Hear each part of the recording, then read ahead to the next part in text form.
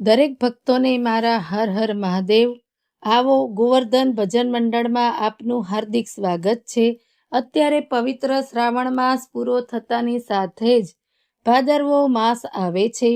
ભાદરવા માસમાં ગણેશ ચોથનું વ્રત આવે છે. આ વ્રત કેવી રીતે થાય અને આ વ્રતની કથા અને વિધિ શું છે, આવો આજે આપણે આ ગણેશ ચોથના વ્રતની કથા સાંભળીએ.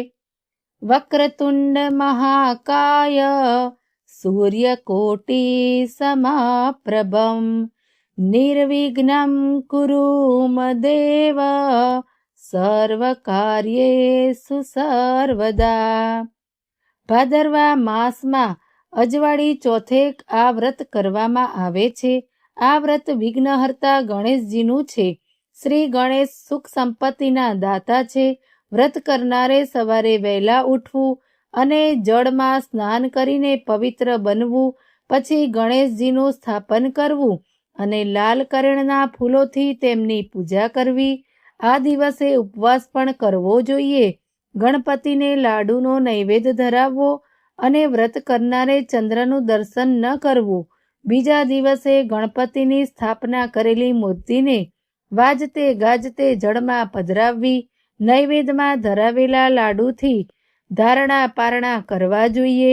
એક ઘડામાં અન્ન ભરીને ઘડાનું પણ દાન કરવું. રાત્રે ભજન કીર્તન કરવું, સત્સંગ કરવો. ગણપતિનું વ્રત કરનારે ગણપતિનું સ્મરણ કરતા રહેવું જોઈએ. ઓમ ગણ ગણપતે નમઃ આ મંત્રનો જાપ કરતા રહેવું જોઈએ. ભાદરવા માસની અજવાળી ચોથે ગણેશજી પોતાની પત્ની રિદ્ધિ સિદ્ધિ સાથે કૈલાસમાં જઈ રહ્યા હતા. આકાશ માર્ગે જતા જતા દુંદાળા દેવનું મુખ જોયું અને ચંદ્ર તો ખડખડાટ હસવા લાગ્યો અને વિઘ્નહર્તા ગણેશજીની ઠેકડી કરવા લાગ્યો. આથી સદાય શાંતને ધારણ કરનારા ગણપતિને તો ચંદ્ર ઉપર ખૂબ જ ક્રોધ આવી ગયો અને તે તરત જ તેમના મુખેથી શ્રાપ સરી પડ્યો કે હે રાહુ કેતુના શિકાર ચંદ્ર, તારા રૂપ પર તને આટલો બધો ગર્વ છે તો તું બીજાની ઠેકડી ઉડાડે છે.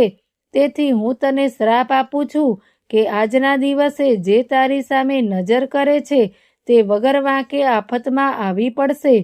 આવો શ્રાપ સાંભળીને ચંદ્રદેવ તો ધ્રુજવા લાગી ગયા. શ્રાપ આપીને ગણપતિ તો તરત જ ચાલી નીકળ્યા, પણ ચંદ્રદેવ એટલા બધા ભયભીત બની ગયા તે તો જઈને કમળમાં છુપાઈ ગયા. પૃથ્વી પર તો સર્વ જગ્યાએ અંધકાર છવાઈ જતા સ્વર્ગના દેવતાઓ ચિંતા કરવા લાગ્યા. કેટલાય તો શ્રાપનું નિવારણ પૂછવા માટે બ્રહ્મા પાસે દોડી દોડીને આવવા માંડ્યા. વિગતે વાત સાંભળી બ્રહ્માજી બોલ્યા કે વિઘ્નહર્તા ગણપતિનો કોઈ શ્રાપ મિથ્યા ન કરી શકે. કોઈ દેવમાં તો આ સામર્થ્ય નથી. છતાં શ્રાપનું નિવારણ કરવું હોય તો ચંદ્રએ ગણપતિનું વ્રત કરવું પડશે અને વ્રત કરીને તેમને રીઝવવા પડશે. ભાદરવા માસે અજવાળી એકમથી આ વ્રતની શરૂઆત થાય છે. આ દિવસે ગણેશની 5 ધાતુની પ્રતિમા બનાવી તેની ચંદ્ર સ્થાપના જો કરે અને 4 દિવસ સુધી આ વ્રત વિધિપૂર્વક કરશે અને લાડુનું નૈવેદ્ય ધરાવે, ગણેશજીની સ્તુતિ કરે, ચોથા દિવસે ઉપવાસ કરે, ચતુર્થીની સાંજે વાજતે ગાજતે મૂર્તિ જળમાં પધરાવે, તેમજ આ દિવસે બ્રહ્મભોજન કરાવવું અને વસ્ત્ર દાન કરવું, તો આ વ્રતથી ગણપતિજી જરૂર જ પ્રસન્ન થઈ જશે અને ચંદ્રને શ્રાપમાંથી મુક્તિ મળી જશે. ભાદરવાની અજવાળી એકમ આવતા ચંદ્રએ વ્રતનું શરૂઆત કરી. વ્રત પૂરું થયે ગળગળા અવાજે ક્ષમા યાચના કરી કે હે સર્વ જીવનું શુભ કરનારા સંકટ હરતા ગણેશજી, હું જાણે અજાણે તમારા દોષમાં આવી ગયો છું. હે દયાના દેવ, દયા કરો, કૃપા કરો અને મને ક્ષમા કરો. ચંદ્રની આજીજીથી પ્રસન્ન થયેલા ગણપતિ તરત જ પ્રગટ થયા અને ચંદ્રને આશીર્વાદ આપતા બોલ્યા કે હે રોહિણી પતિ ચંદ્ર, તને શ્રાપમાંથી મુક્ત કરું છું. તો ન કરાય, કારણ કે મેં આપેલો શ્રાપ મિથ્યા જતો નથી. છતાં પણ હું તને એના કલંકથી મુક્ત કરું છું. જો કોઈ પણ જીવ ભાદરવા સુદ બીજના ચંદ્રના દર્શન કર્યા પછી ચોથના દર્શન કરશે તો તેને કોઈ પણ સંકટ નહીં પડે, પરંતુ ભાદરવા સુદ ચોથના દિવસે તારા દર્શન કરનારે જરૂર કલંક લાગશે. પણ જો કોઈ જીવ મારું વ્રત શ્રદ્ધાપૂર્વક કરે તો તેને આ કલંક દૂર થઈ જશે અને હું તેના ઉપર પ્રસન્ન થઈ જઉં છું.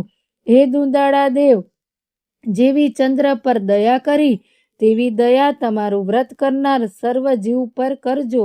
જય ગજાનન ગણપતિ મહારાજ કી જય.